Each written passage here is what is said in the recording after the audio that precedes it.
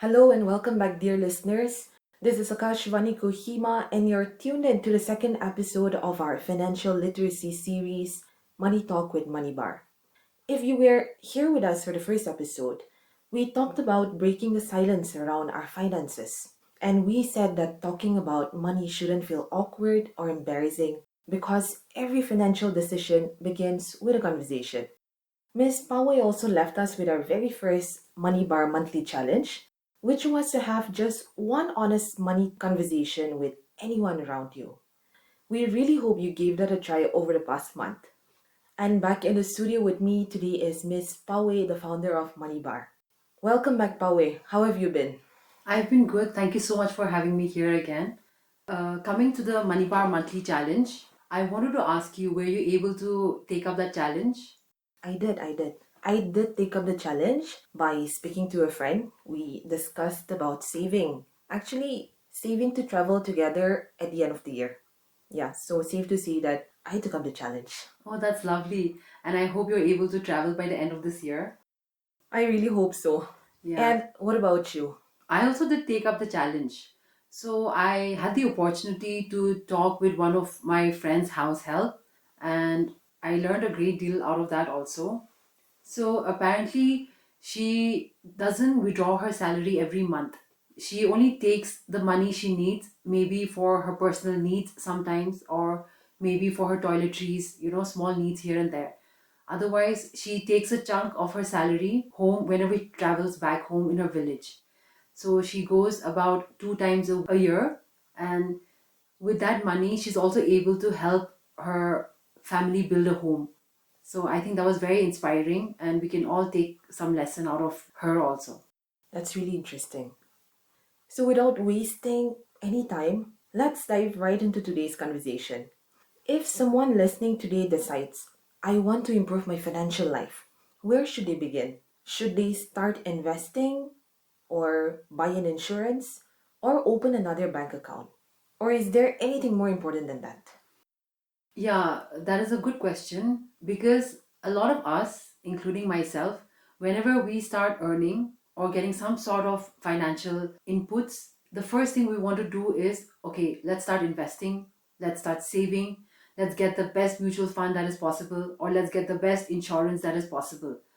But according to me, I feel something to start with is even simpler than that. It is basically track your money, because I believe before you grow your money, you need to understand how your money works for you. And hence, I would call budgeting and tracking the first step to begin and take control of your financial life. That really makes a lot of sense. It really has to start with taking the first intentional steps. Okay. Correct. And I also know for a fact that our listeners are very eager to find out what we're heading towards to today. So, Pawi, could you please share with our listeners what today's theme is and what's the very first action that someone should take to get their money on track? So, today, our theme or that our topic is the first step to taking control of your money. And like I mentioned earlier, the first step to taking control of your money is understanding about your money, and it is budgeting and tracking, to put it simply. Budgeting. It's a very interesting topic, but it's also usually the exact reason why people tense up mid conversation. And I think a lot of time, when we hear the word budgeting, we often associate it with difficult, restrictive, or even unnecessary. So, why do you think budgeting has gotten such a bad reputation over the years? I wouldn't call it bad reputation, but I also understand where that is coming from. Because whenever we think about budgeting, we feel like, okay, now we are not supposed to have fun, or we need to cut the joys in our lives, or we are supposed to say no to a lot of things that we enjoy. But it is not that. Budgeting is simply keeping track of your money. You can still continue to have fun, you can continue to go out, you can continue to make choices that make you happy. Just track it, because nothing that you cannot track you can't manage, and anything that you can track you can manage. That's a very fresh perspective that it's not about restricting your life, but rather putting it into perspective. And just to add to that, it is more about, like you said, not restricting, but it gives you more clarity. Right, right. It's about giving yourself clarity. Yeah. But then again, a lot of young people feel like budgeting is only for big earners or those working corporate jobs.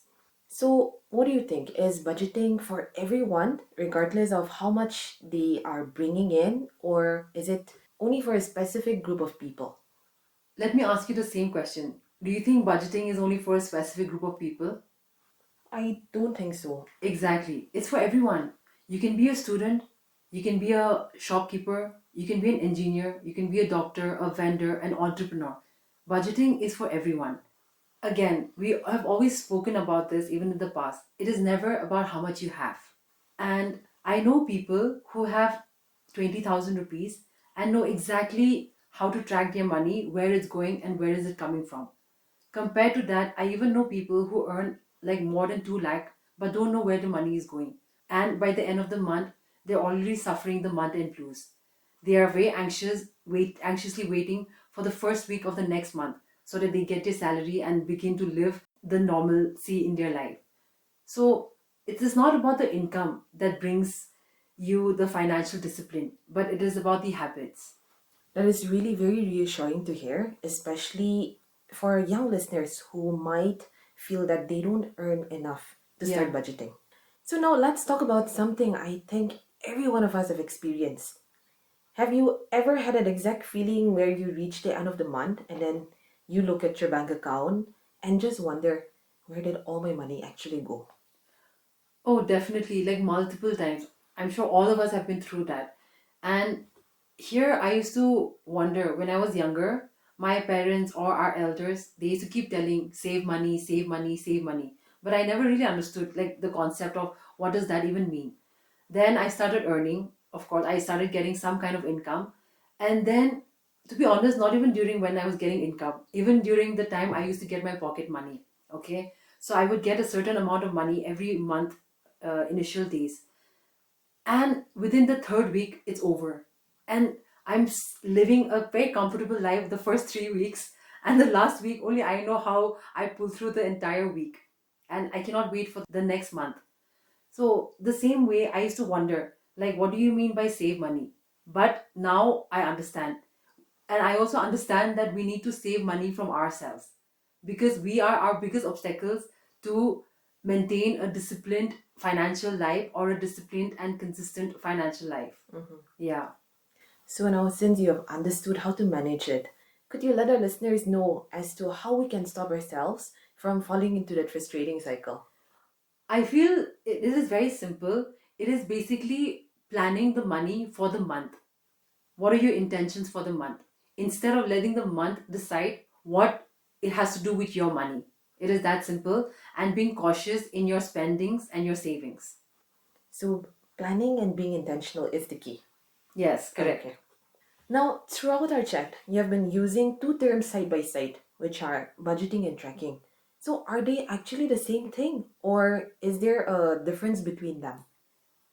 Budgeting is basically telling your money how to perform for the upcoming month. To put it in another way, it is the intent of your money for the month. That is budgeting, like a plan.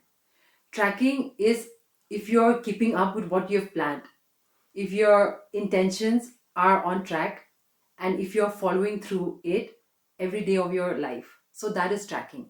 So, if we were to summarize, tracking is looking back at where your money went, while budgeting is deciding where it should go. Correct. Okay, so now for someone listening at home right now who wants to start today, can you walk us through a very simple way where they can build their first budget? Yeah, definitely. Like we always like to simplify. Let's simplify this also and divide this into three simple steps. The first step, estimate your expenses for the month. When I say that, what do I mean?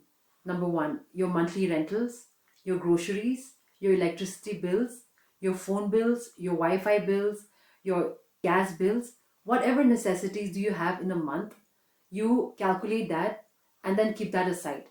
That is your step number one.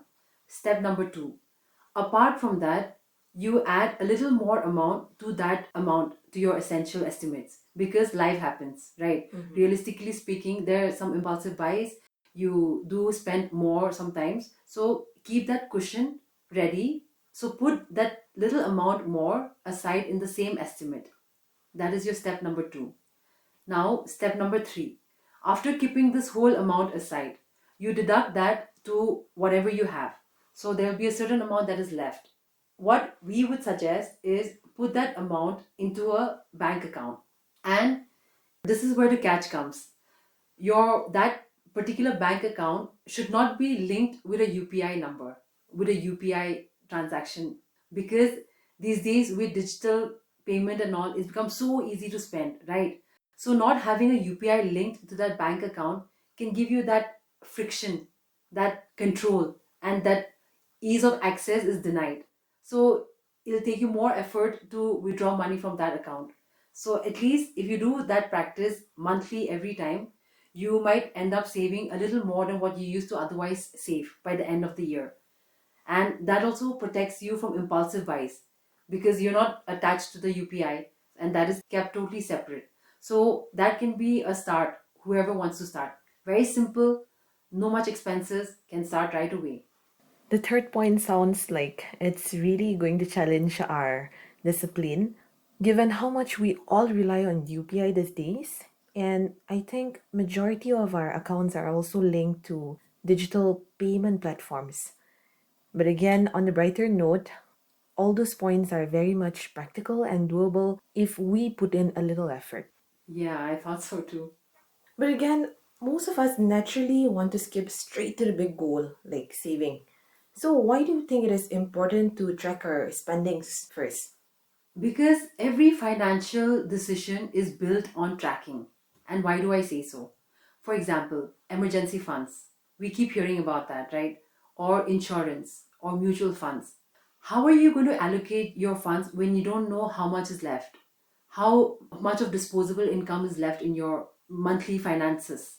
So, if you're not able to track, if you're not able to know what is left, how can you allocate? Okay, I'm going to allocate this much to my emergency fund. I'm going to allocate this much to an insurance, or I'll be able to pay this much of premium for the insurance that I'm taking.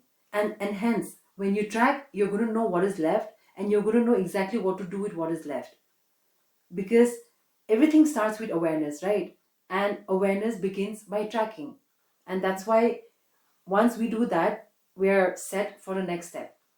And now, Pawe, you have also conducted workshops all across Northeast. So, from all those interactive sessions with youth, what are some of the most common money concerns or fear that people bring up to you? It is very surprising, okay, because personally also I always thought, okay, budgeting is very simple, everybody must be doing it. But one of the biggest concerns that keep popping up is number one, how do we save? Number two, budgeting, monthly budgeting. And number three, month end blues. Many individuals and organizations, whoever like to book us, like they give us these topics to cover. And these are so common and it happens really regularly. So we have exercises, we have workshops, interactive activities that we do where we talk about how to save, how to prevent individuals from month end blues, so that they will also understand and embed these thoughts in their mind. So these are like huge concerns that we keep coming across every sessions and workshops across the Northeast. It's actually comforting to know that there are so many of us rowing with the same boat, but even better to know that there are ways forward.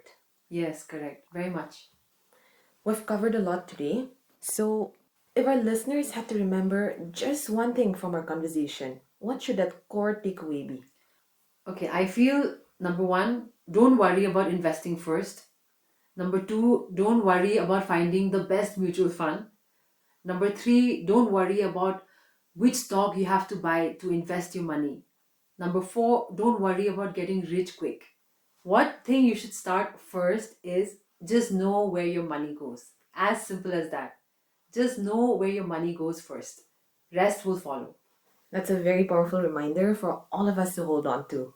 Now, Pawi, before we wrap up, we can't leave our listeners empty handed, can we? I know. So, what is this month's Money Bar monthly challenge for everyone tuning in? Okay, I'm excited for this month's challenge, to be honest.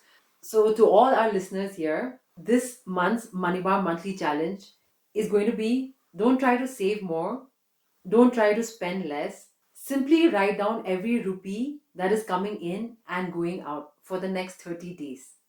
And at the end of the month, sit down on your list and just ask one question to yourself: what different can I do the next month?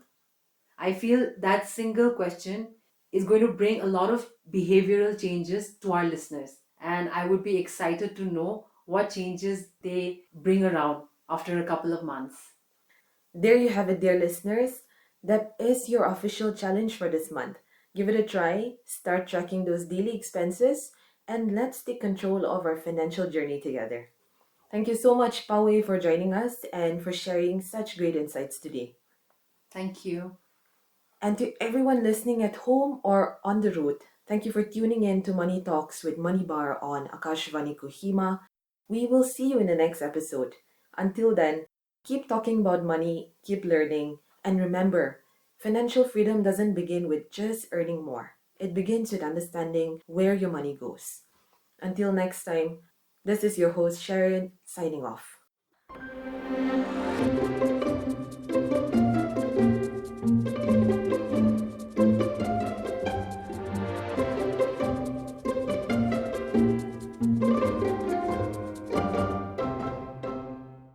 Please like and subscribe to our channel and hit the notification bell for the latest contents. Also, follow us on all our social media handles.